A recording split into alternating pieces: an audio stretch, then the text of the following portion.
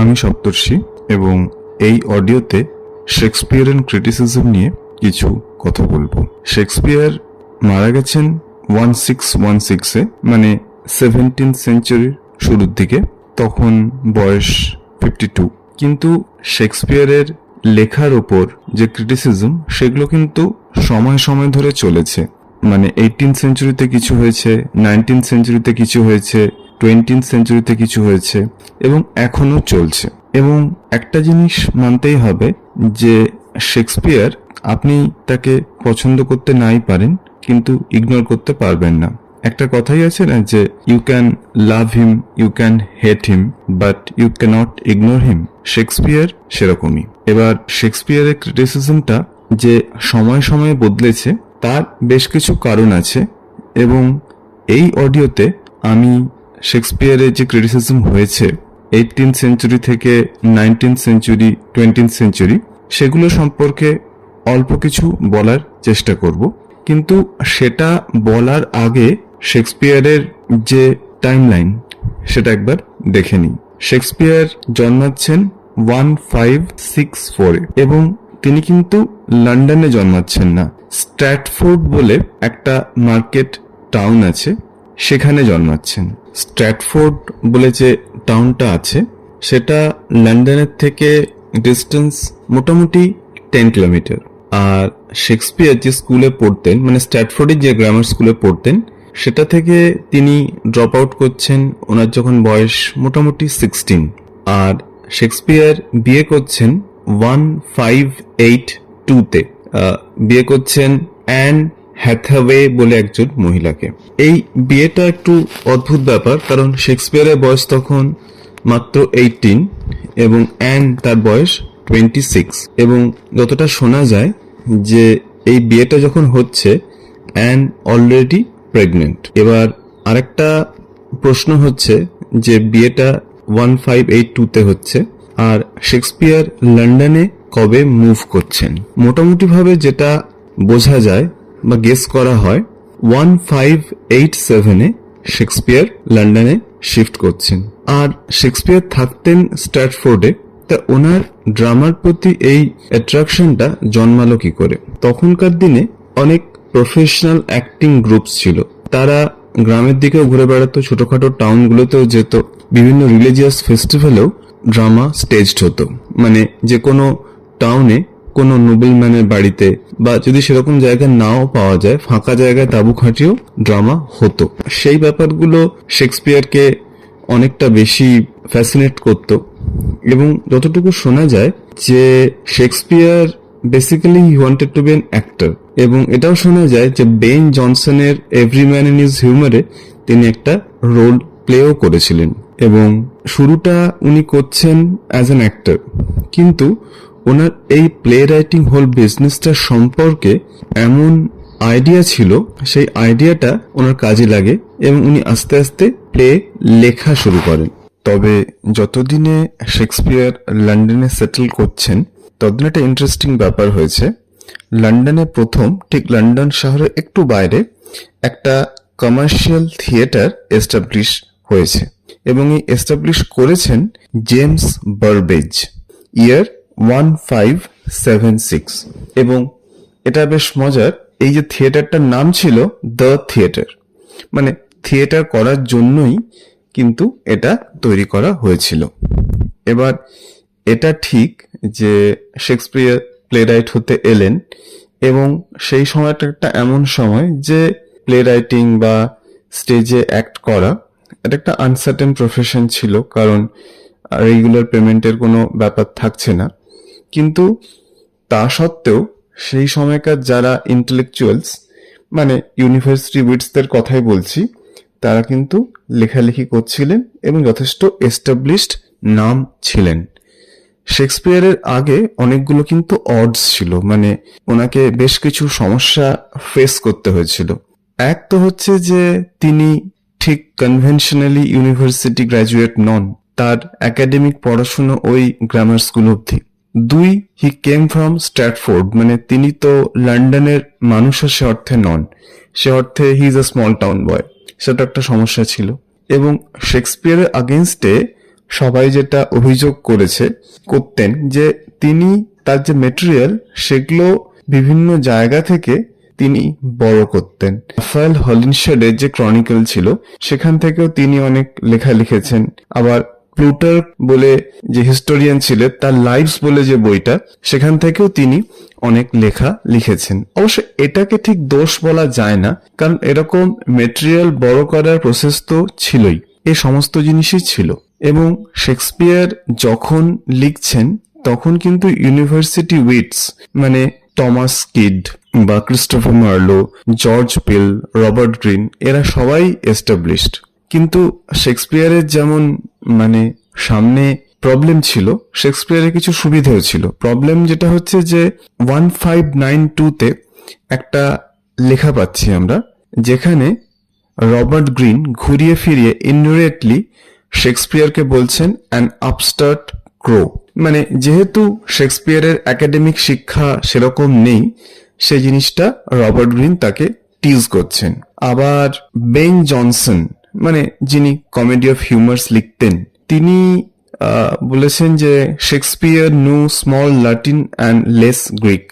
এই small Latin and less Greek কথাটা সত্যি হলেও হতে পারে, কারণ বেন জনসন দুটো ভাষাই খুব ভালো জানতেন। কিন্তু শেক্সপিয়ারের সামনে কিরকম সুযোগ আসে দেখুন। রবার্ট গ্রিন 1592-তে মারা যাচ্ছেন, আর খুব রেকলেস লাইফ লিড করতেন, সেটা নর্মাল ছিল। ক্রিস্টোফার মার্লো খুন হচ্ছেন 1593-তে। জর্জ পিল তিনি মারা যাচ্ছেন 1596-এ। তো এই 3-4 বছরের মধ্যে এত বড় বড় কয়েকজন প্লেরাইটের মৃত্যু, এটা কিন্তু শেক্সপিয়ারের ক্ষেত্রে একটা অ্যাডভান্টেজ অবশ্যই ছিল। আবার অসুবিধাও অনেক ছিল, কারণ এই এলিজাবেথান এজ, এই সময়টা জুড়েই কিন্তু বারবার প্লেগ ব্রেকআউট করেছে লন্ডনে। ইনফ্যাক্ট 1592 থেকে 1593 এটার এই সময়টা প্লেগ বা ব্ল্যাক ডেথ এত বেড়েছিল যে প্লে হাউসেস গুলো প্রায় 1 বছরের মতো বন্ধই করে রাখতে হয়েছিল। এবার শেক্সপিয়ার এই সময়ে একটা ন্যারেটিভ পোয়েম লিখেছিলেন। কবিতাটার নাম হচ্ছে ভিনাস অ্যান্ড অ্যাডেনিস। তিনি এটা ডেডিকেট করেছিলেন আর্ল অফ সাদাম্পটনকে। তা উনি প্রত্যেকটা যে হাতের কাছে সুযোগ আসতো সেগুলোকে তিনি ইউটিলাইজ করার চেষ্টা করতেন।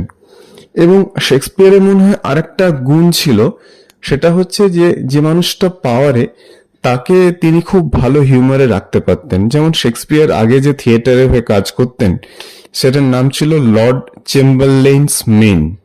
যখন 1603-তে জেমস দ্য ফার্স্ট ক্ষমতায় এলেন, এটা বদলে গিয়ে হয়ে গেল কিংস মেন। এবং যতটুকু শোনা যায় যে শেক্সপিয়ারকে জেমস দ্য ফার্স্টও বেশ পছন্দ করতেন। সাকসেস তো তিনি অবশ্যই পেয়েছিলেন। দুটো থিয়েটার, যেমন গ্লোব থিয়েটার আর ব্ল্যাকফ্রায়ার্স থিয়েটার, এই দুটো থিয়েটারে কিন্তু উনি মেজর স্টেক হোল্ডার ছিলেন। এই থিয়েটারগুলো যে লাভ করত সেই প্রফিটের একটা শেয়ার উনি পেতেন।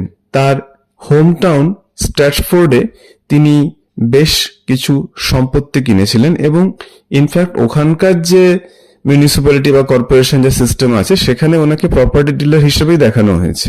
ইনফ্যাক্ট তিনি কোট অফ আর্মসও পেয়েছিলেন। কোট অফ আর্মস জিনিসটা আমরা ইন্ডিয়ানরা জানি না। কোট অফ আর্মস ব্যাপারটা হচ্ছে একটা শিল্ড বা ঢাল থাকবে, সেখানে একটা ইউনিক ডিজাইন করা থাকবে। এই কোট অফ আর্মস যদি থাকে তোমার, তাহলে বুঝতে হবে তুমি একটা ডিগনিফাইড ফ্যামিলি থেকে বিলং করো, তোমার সোসাইটিতে স্ট্যাটাস বেড়ে যাবে।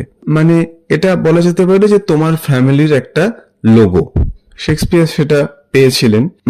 মোটামুটি 1610 এইরকম সময়টার মধ্যে শেক্সপিয়ার কিন্তু ফিনান্সিয়ালি বেশ সাকসেসফুল, সেটা নিয়ে কোনো সন্দেহ নেই। কিন্তু দুঃখ উনি পেয়েছেন, যেমন ওনার সন্তান হ্যামনেট মারা গেছে 1596-এ। তারপরে তার বাবা মারা যাচ্ছেন, শেক্সপিয়ারের বাবা 1601-এ, মা মারা যাচ্ছেন 1608-এ। এবং আমরা যতটুকু জানি উনি অবশ্যই ভেতরে ভেতরে কাজ করেছেন, কিন্তু শেষ অফিসিয়াল কাজ হচ্ছে দ্য টেম্পেস্ট। তারপর হয়তো উনি এদিক ওদিক কাজ করেছেন, কিন্তু খুব বেশি আর অ্যাক্টিভ ছিলেন না। 52 বছর বয়সেই তার মৃত্যু হয়। এবার শেক্সপিয়ার যখন মারা যাচ্ছেন তার বেশ কিছু পরে তাকে নিয়ে ক্রিটিক্যাল লেখা হচ্ছে, সেগুলো আমরা এক এক করে দেখব। ডক্টর জনসন একজন পণ্ডিত মানুষ ছিলেন, সেই জন্যই তাকে শুধু স্যামুয়েল জনসন না বলে ডক্টর জনসন বলা হতো। তা তিনি একটা বই এডিট করেন তার এক বন্ধুর সাথে শেক্সপিয়ারকে নিয়ে, শেক্সপিয়ারের সমস্ত প্লেগুলোকে নিয়ে। তো বইয়ের শুরুর আগে যেমন একটা প্রিফেস থাকে, সেটা একটা ছিল প্রিফেস টু শেক্সপিয়ার। এটা বেরিয়েছিল 1765-এ। এবার একটা জিনিস ভাবা উচিত, ক্রিটিসিজম জিনিসটা ঠিক না ভুল সেটা আমাদের দেখার বিষয় নয়। একজন ক্রিটিকের পার্সোনাল বায়াস থাকতেই পারে, সেটাই স্বাভাবিক। আমরা বরং ক্রিটিসিজম হিসেবে না দেখে আমরা একটা অবজারভেশন হিসেবে দেখলে ভালো করব। মানে যে রাইটার বা যে রিসার্চার দেখছেন তিনি কিভাবে দেখছেন। এবার অবশ্যই ডক্টর স্যামুয়েল জনসন শেক্সপিয়ারকে ভালো বলছেন, কিন্তু তার লেখার কিছু কিছু দিক তিনি তুলে ধরছেন। যেমন ডক্টর স্যামুয়েল জনসন বলছেন যে শেক্সপিয়ারের লেখায় there is no clear distinction between tragedy and comedy। এটা মাথায় রাখতে হবে যে হয় ট্র্যাজেডি নয় কমেডি, এরকমই তো হওয়া উচিত। কিন্তু বেশ কিছু প্লে আছে যেমন মেজা ফর মেজা, এগুলোকে কমেডি বা ট্র্যাজেডি এইভাবে ক্যাটাগরাইজ করা যায় না, সেটা ডক্টর স্যামুয়েল জনসন বলছেন। এবং তিনি বলছেন যে গ্রিক ট্র্যাজেডি বা গ্রিক প্লে যে মডেলটা ছিল, unity of time, unity of place, unity of action, এই জিনিসটা শেক্সপিয়ারের লেখার মধ্যে সেভাবে নেই। এটাকে ডক্টর স্যামুয়েল জনসন দোষের সেভাবে বলেননি, কারণ আপনি যখন হিস্ট্রি প্লে লিখবেন তখন ইউনিটি অফ টাইম তো মেনটেন করা সম্ভব নয়। ইউনিটি অফ অ্যাকশন মানে একটা ঘটনাকেই কেন্দ্র করে গল্পটা মুভ করবে, প্লেটা মুভ করবে, সেটাও সবসময় মেনটেন হয়নি। যেমন কিং লিয়ারে সাবপ্লট আছে, কিন্তু এটাও বুঝতে হবে যে যদি বা ইউনিটি অফ অ্যাকশনটা মেনটেন করেননি শেক্সপিয়ার, কিন্তু দুটো প্লটকে, মেইন প্লট আর সাব প্লটকে উনি কিন্তু কনভার্জ করাচ্ছেন, তারা ডাইভার্সড হচ্ছে না। মানে আমরা যদি কিং লিয়ারের গল্পটা পড়ি তাহলে দেখবো কিং লিয়ারের লাইফে যা হচ্ছে আর্ল অফ গ্লস্টারের লাইফেও মোরলেস একই ব্যাপার হচ্ছে। ডক্টর স্যামুয়েল জনসন বলছেন যে শেক্সপিয়ারের প্লেতে ঠিক মরাল ব্যাপারগুলো কিরকম যেন একটু আনক্লিয়ার। মানে যে যে অন্যায় করছে সে শাস্তি পাবে, এইরকম ব্যাপারগুলো যেন শেক্সপিয়ারের প্লেয়ের মধ্যে একটু কম দেখা যায়, সেটা উনি বলছেন। এবং উনি বলছেন যে শেক্সপিয়ার কমেডি অনেক বেটার লেখেন ট্র্যাজেডির তুলনায়, আর ট্র্যাজেডিটা একটু স্ট্রেইনড, মানে একটু আনকমফোর্টেবল ফিল করেন। ডক্টর স্যামুয়েল জনসন এটাও বলছেন যে শেক্সপিয়ার যেখানে সেখানে পান ইউজ করেন এবং সেটা অনেক সময় ডাল হয়ে যায়, বোরিং হয়ে যায় এবং পড়তে আমাদের ভালো লাগে না। ডক্টর স্যামুয়েল জনসন যা বলছেন সেগুলো নিজের দিক থেকে অবশ্যই জাস্টিফাইড। এবার বুঝতে হবে যে শেক্সপিয়ার বিলং করতেন মেইনলি এলিজাবেথন, তারপরে জ্যাকোবিন পিরিয়ড থেকে। আর যখন ডক্টর স্যামুয়েল জনসন এই ক্রিটিসিজম লিখছেন, প্রিফেস টু শেক্সপিয়ার লিখছেন, তখন 18th সেঞ্চুরির শেষের দিক, এবং উনি বেসিক্যালি সেই সময়টাকে আমরা কাইন্ড অফ নিও ক্লাসিক্যাল পিরিয়ড বলতে পারি। এবার নিও ক্লাসিক্যাল পিরিয়ড মানে কি? নিও ক্লাসিক্যাল মানে ক্লাসিক্যাল গ্রিক, ল্যাটিন, রোমান রাইটারদের ফলো করে যে লেখাটা হবে সেটাকে বলা হচ্ছে নিও ক্লাসিক্যাল লেখা। নিও ক্লাসিক্যাল এজে কিন্তু ইংল্যান্ডের লিটারেসি লেভেল অনেক বেড়েছিল এবং ডক্টর স্যামুয়েল জনসন ইনি কিন্তু প্রথম ইংলিশে প্রপার ডিকশনারি লেখার সিস্টেমটা চালু করেন। আর শেক্সপিয়ার লিখছেন কখন? শেক্সপিয়ার লিখছেন মোটামুটি ভাবে যদি অ্যাক্টিভ পিরিয়ডটা ধরি 1590 থেকে 1611, এটা মোটামুটি শেক্সপিয়ারের পিরিয়ড, 20-21 বছর আমরা ধরতে পারি। এবং এই সময়টায় শেক্সপিয়ার এক্সেল করছেন, সাকসেস পাচ্ছেন অ্যাজ আ কমার্শিয়াল প্লেরাইট। এবং কমার্শিয়াল প্লেরাইট হতে গেলে এলিজাবেথান যারা গ্রাউন্ডলিংস মানে সাধারণ লোক তাদেরকে অ্যাপিল করতে হবে, না হলে একটা প্লে কমার্শিয়ালি সাকসেসফুল হবে না। অন্যদিকে আপার ক্লাসকেও অ্যাপিল করতে হবে। সেজন্য হয়তো শেক্সপিয়ার ডেলিবারেটলি যে জিনিসগুলো করেছেন, যেমন একটু বেশি পানের ব্যবহার, একটু বেশি ভায়োলেন্স, বা একটু কোনো কোনো জিনিসের ব্যবহার যেগুলো হয়তো প্রয়োজন নেই, ডক্টর স্যামুয়েল জনসনের মনে হচ্ছে। Doctor Samuel Johnson represents the neoclassical learning, the neoclassical refinement. Shakespeare represents the excitement and the popularity of the Elizabethan period. তো দুটো মানুষ আলাদা, এবং এই সবকিছু পরেও কিন্তু ডক্টর স্যামুয়েল জনসন বলছেন যে শেক্সপিয়ার হচ্ছেন সেই ডায়মন্ড। অন্যান্য রাইটাররা যেভাবে বালির মতো মুছে যায়, শেক্সপিয়ার স্ট্যান্ডস টল। এবার ডক্টর স্যামুয়েল জনসনের যে ক্রিটিসিজম প্রিফেস টু শেক্সপিয়ার, তার মধ্যে নিওক্লাসিক্যাল লিমিটেশনস অফকোর্স রয়েছে, যে হি ইজ জাজিং everything from the neoclassical view point. কিন্তু still you have to give it to Dr. Samuel Johnson because he was the one who first introduced Shakespearean criticism, যেটা পরবর্তীকালে আরো বৃদ্ধি পায়। Romantic এজে শেক্সপিয়ারকে আবার অন্যভাবে দেখা শুরু হয়। যেমন S T. Coleridge, romantic poet Samuel Taylor Coleridge, তিনি শেক্সপিয়ারের উপর বেশ কিছু লেকচার দিয়েছিলেন, যেটা মোটামুটি 1808 থেকে 1819, মানে এই সময়টায় বিভিন্ন সময় জায়গাতে উনি তার স্পিচ দিচ্ছেন।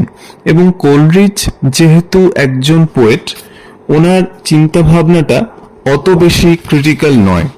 উনি শেক্সপিয়ারের ইমাজিনেশন, লিরিক্স, পোয়েট্রি এই সব কিছু নিয়ে কিন্তু উনি লিখছেন, এবং মানুষ বেশ পছন্দ করছে। আরেকজন মানুষ ছিলেন যার নাম উইলিয়াম হ্যাজলিট, রোমান্টিক পিরিয়ডের রাইটার, এবং ওনার খুব বিখ্যাত একটা বই আছে, নামটা অবশ্যই লেখা উচিত, characters of Shakespeare's plays. Shakespeare's মানে অ্যাপোস্ট্রফি এস আছে। টাইম পিরিয়ড 1817, মানে 1817 বইটা পাবলিশড হয়েছে। এবার আগেই বলেছিলাম না যে বিভিন্ন ক্রিটিক শেক্সপিয়ারকে বিভিন্ন অ্যাঙ্গেল থেকে দেখেছেন।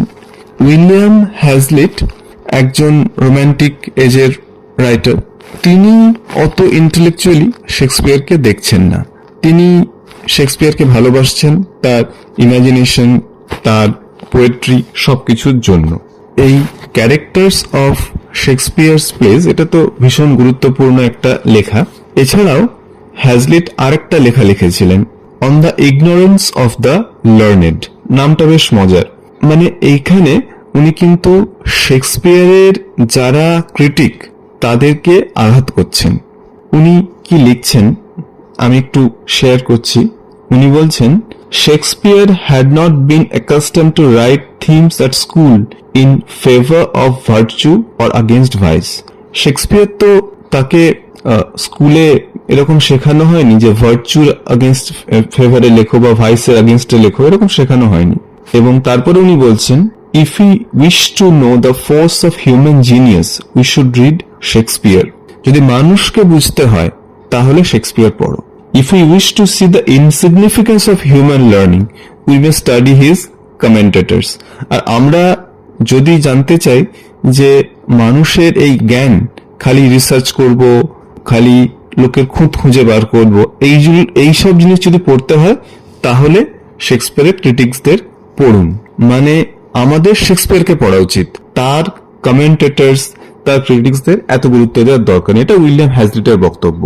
যেমন উইলিয়াম হ্যাজলিট বলছেন যে শেক্সপিয়ারের গল্পে হয়তো সবসময় পোয়েটিক জাস্টিস হয় না, যেটা নিয়ে ডক্টর স্যামুয়েল জনসন খুব কনসার্নড, কিন্তু উইলিয়াম হ্যাজলিট ওটা নিয়ে বদার করছেনই না। আমি কিন্তু একবারও বলছি না যে ডক্টর স্যামুয়েল জনসন খুব বোরিং আর উইলিয়াম হ্যাজলিট খুব ব্রিলিয়ান্ট। আমরা শুধু দেখাতে চাইছি এইটা যে একটা এজ থেকে আরেকটা এজে দেখার যে পারসেপশন সেটা কতটা বদলে যায়। পসিবলি সবচেয়ে ইম্পর্ট্যান্ট বই হচ্ছে A.C. ব্র্যাডলির লেখা শেক্সপিয়ারিয়ান ট্র্যাজেডি। এই A.C.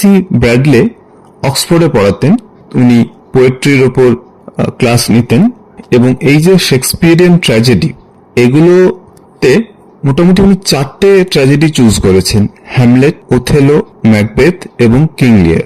এই বইটি আমি পুরোপুরি পড়েছি এবং রেকমেন্ডও করব ইয়াং ফ্রেন্ডসদের, কারণ যেহেতু এটা একটা লেকচারের ফরম্যাটে বলা, ভীষণ সহজভাবে বলা, এবং কম্পারেটিভলি ইনসিগনিফিকেন্ট ক্যারেক্টারগুলোকেও উনি যেভাবে অ্যানালিসিস করছেন সেটা সিম্পলি ব্রিলিয়েন্ট। মানে ওনার দেখার ধরনটা ক্রিটিক্যাল, উনি ক্যারেক্টারগুলোকে নিয়ে অ্যানালিসিস করছেন, পোস্টমর্টম করছেন, কিন্তু ল্যাঙ্গুয়েজটা ক্রিটিক্যাল নয়, ল্যাঙ্গুয়েজটা ডিফিকাল্ট নয়। এটা ভীষণ সুন্দর একটা লেখা। শেক্সপিয়ারিয়ান ট্র্যাজেডি পড়তে গেলে A.C. ব্র্যাডলে পড়তেই হবে। ইনফ্যাক্ট একটা মজার পোয়েম আছে, লিখেছিলেন গাই বোস। পোয়েমটার নাম ছিল লেজ অফ লার্নিং। এখানে একটা লাইন ছিল, Shakespeare answered very badly because he didn't read Bradley। মানে শেক্সপিয়ার একদম ভালো রেজাল্ট করতে পারলেন না, কারণ তিনি তো A.C. ব্র্যাডলির লেখাটা পড়েননি। অবশ্যই এটা A.C. ব্র্যাডলিকে টন্ট করার জন্য, মক করার জন্য লেখা হয়েছে, কিন্তু এটাও সত্যি যে ইউনিভার্সিটিতে শেক্সপিয়ার পড়ছে আর A.C. ব্র্যাডলি পড়ছে না, সেটা কিন্তু দেখা যায় না। আর একটা বই 1930 সালে বেরিয়েছিল, বইটার নাম the wheel of fire. Wheel মানে চাকা। 1930-তে বেরিয়েছিল। জর্জ উইলসন নাইট এই বইটা লিখেছিলেন। গোটা বইটার নাম ছিল the wheel of fire, interpretations of Shakespearean tragedy. আর এই বইটার একটা বড় অ্যাট্রাকশন হচ্ছে এর ইন্ট্রোডাকশনটা লিখেছেন T.S. এলিয়ট। বেশ মোটা বই, প্রায় 15টার মতো এসে আছে। দ্য হুইল অফ ফায়ারও খুব গুরুত্বপূর্ণ একটা লেখা। A.C. ব্র্যাডলের প্রায় সমান সমান ভ্যালু এই বইটার, এই দ্য হুইল অফ ফায়ারের। এর পরের অডিওতে আমি আস্তে আস্তে দেখাবো যে বিভিন্ন থিওরি, যেমন নিউ হিস্টোরিসিজম, ফেমিনিজম, পলিটিক্স, এই সমস্ত অ্যাঙ্গেল থেকে শেক্সপিয়ারকে কিভাবে দেখানো হচ্ছে। তার নাম দিতে পারি যে Shakespeare criticism through theory. Theory through দিয়ে কিভাবে শেক্সপিয়ারকে আমরা ক্রিটিসাইজ করছি বা দেখছি।